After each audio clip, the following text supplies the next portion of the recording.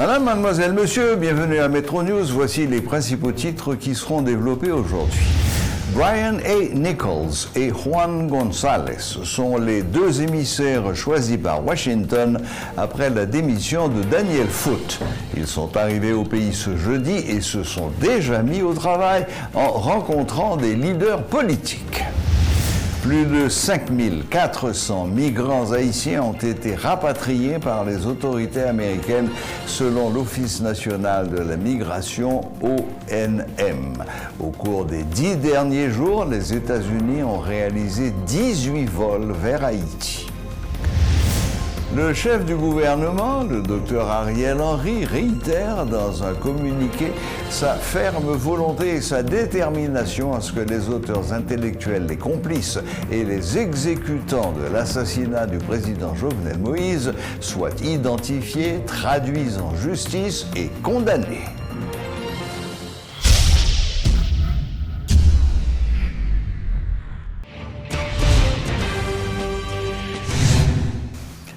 Le secrétaire adjoint aux affaires de l'hémisphère occidental, Brian A. Nichols, et le directeur principal du Conseil de sécurité nationale NSC pour l'hémisphère occidental, Juan González, sont arrivés en Haïti ce jeudi 30 septembre dans le cadre d'une mission officielle. Ils rencontreront des acteurs politiques, le Premier ministre Ariel Henry et le ministre des Affaires étrangères Claude Joseph, pour discuter d'un processus dirigé par les Haïtiens, traçant la voie vers des élections démocratiques en Haïti, de la réponse à la migration haïtienne, de sécurité, du soutien et de la reconstruction suite au tremblement de terre du 14 août et de la pandémie de Covid-19. Sur son compte Twitter, le diplomate Nichols explique qu'il doit rencontrer des dirigeants de la société civile et des responsables haïtiens pour se rendre compte des défis auxquels est confronté le peuple haïtien.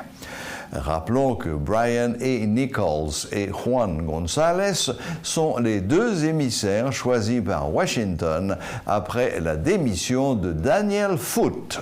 Ces émissaires, qui ont d'abord rencontré des membres de la diaspora à Miami mercredi, séjourneront en Haïti du 30 septembre au 1er octobre. Plus de 5400 migrants haïtiens ont été rapatriés, informe l'Office national de la migration, ONM. Au cours des 10 derniers jours, les autorités américaines ont réalisé 18 vols vers Haïti.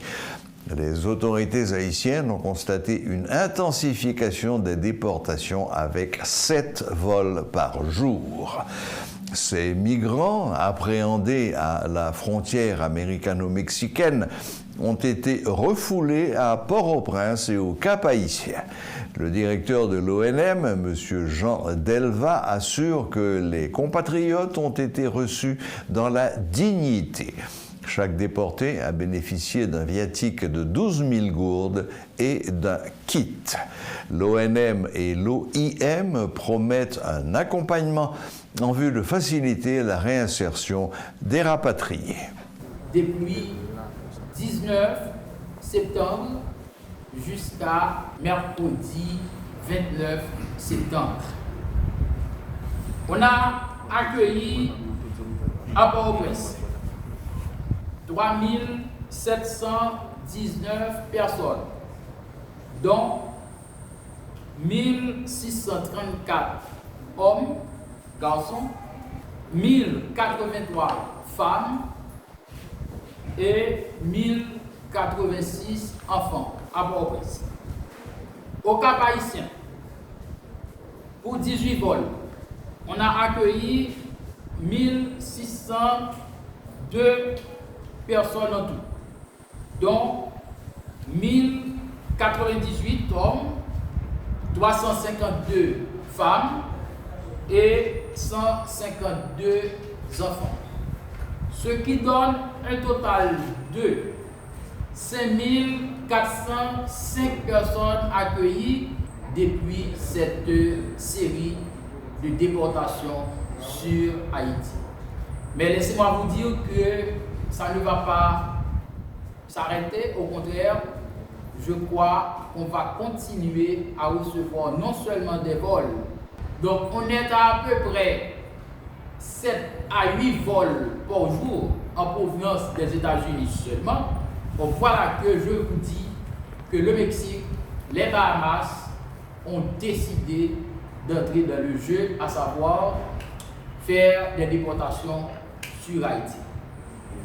L'ONM et l'OIM, ainsi que les autres partenaires, sont présents et seront toujours là pour accueillir les migrants de retour forcé. Il y a l'assistance hygiénique, on a des médecins sur place, on a la Croix-Rouge haïtienne qui est là, il y a d'autres partenaires, l'UNICEF qui prête une assistance pour les enfants avec les partenaires aussi. Et on a des psychologues qui sont là pour accueillir les migrants à leur arrivée. Et on donne un appui en cash aussi qui est équivalent à $120, donc 12 000 gourdes. On a commencé avec 10 000 gourdes, maintenant, en considération de la situation, on est en train d'augmenter. Les personnes qui ont reçu les 10 000 gourdes, on est en contact avec eux. Il ne faut pas aller à l'aéroport maintenant parce qu'on a déjà trop de gens, mais on a tous les noms, les contacts par téléphone, ils vont recevoir la somme qui est prévue, donc tout le monde va recevoir la même chose.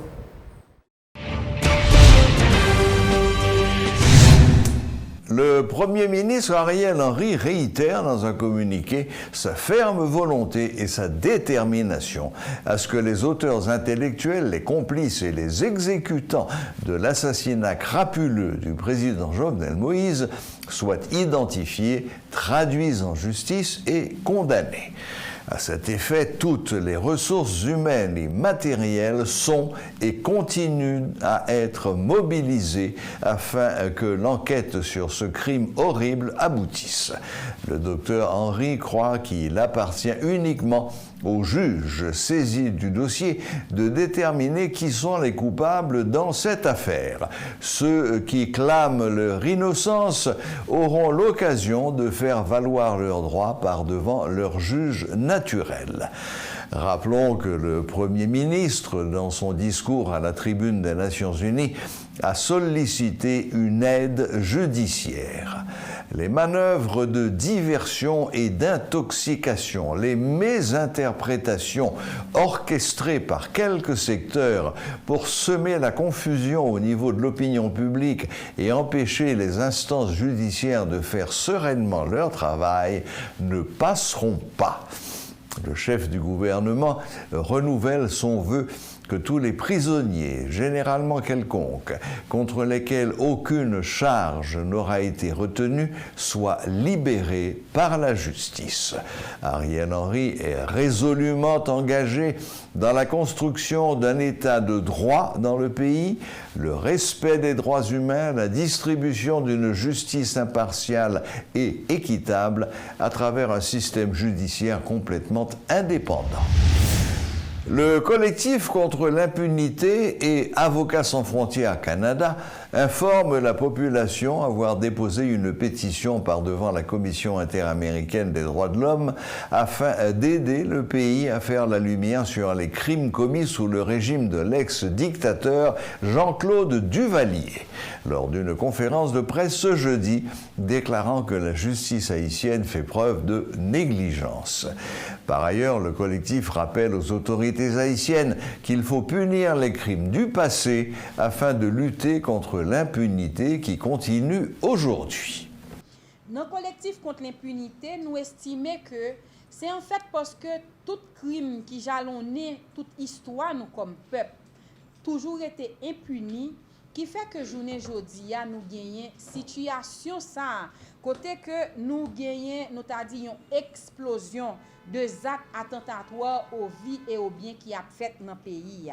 Et comme autorité l'État n'a pas décidé pour que justement yo mener enquête sérieuse sur différents crimes qui commettent que dans le passé que je ne jodi et comme l'État haïtien pas décidé lui-même à chercher responsable, punir responsable, sanctionner, c'est-à-dire donc sanctionner responsable et puis identifier victime et la trier, et bien pétitionner eux-mêmes yo nous mandé commission interaméricaine nan, à travers 13 demandes bien spécifiques pour lui faire travail ça pour l'État haïtien.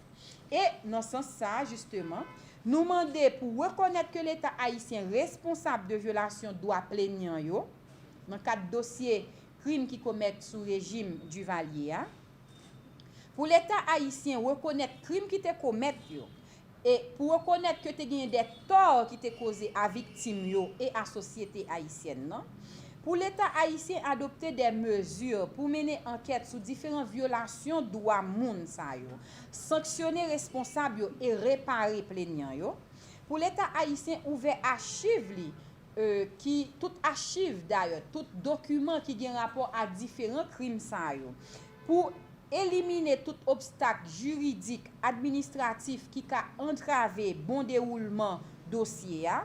Pour l'État haïtien rendre compte dans toute transparence de démarches que lui décide de faire pour rapatrier fonds Duvalier qui joue journée jodi a dans mes autorités suisses et puis pour le bail information précise tout sur qui côté li a affecté fonds ça yo et nous demander tout toujours parmi 13 demandes ça yo pour l'État haïtien ratifier des conventions clés tant que convention interaméricaine pour prévenir et puis sanctionner la torture avec convention interaméricaine sur disparition forcée moun parce que nous était quoi et au niveau de collectif contre l'impunité et au niveau de Avocats sans frontières Canada que justement c'est des documents clés qui capables de renforcer le corpus juridique nous et qui capables aider nous éviter répétition d'actes qui te commettent. Il est intéressant aussi de noter que des décisions de la Cour interaméricaine ont eu un impact extrêmement important dans d'autres pays des Amériques. Par exemple, elles ont permis de faire débloquer des poursuites et de réactiver des poursuites judiciaires. Elles ont même mené à la condamnation dans certains pays d'auteurs de massacres extrêmement graves commis dans des conflits armés, notamment au Guatemala. Au-delà du volet judiciaire du dossier, la Cour peut aussi ordonner à l'État de prendre certaines mesures de réparation extrêmement importantes, par exemple, des mesures symboliques pour honorer la mémoire des victimes. Aussi, elle peut demander à l'État de faire certaines réformes, par exemple, adopter une loi sur l'accès à l'information publique, et c'est ce qui est demandé ici par les deux copétitionnaires et ce qui a été présenté par Maître Auguste plus tôt. Le dossier Duvalier est un cas emblématique de l'impunité qui sévit ici en Haïti aujourd'hui. Il a donc toute son importance dans le contexte actuel en Haïti. Pour nous, l'impunité pour des crimes commis dans le passé entraîne forcément l'impunité actuelle pour des crimes graves qui sont commis au quotidien. Sans message clair que la justice peut combattre l'impunité, les violations de droits humains et les autres pratiques qui ont été héritées de la dictature vont persister et même se reproduire. Vaincre l'impunité pour les crimes commis sous le régime Duvalier est l'une des clés pour vaincre l'impunité aujourd'hui. Voilà, la boucle est bouclée. Merci de nous rester fidèles et à la prochaine, même heure, même chaîne.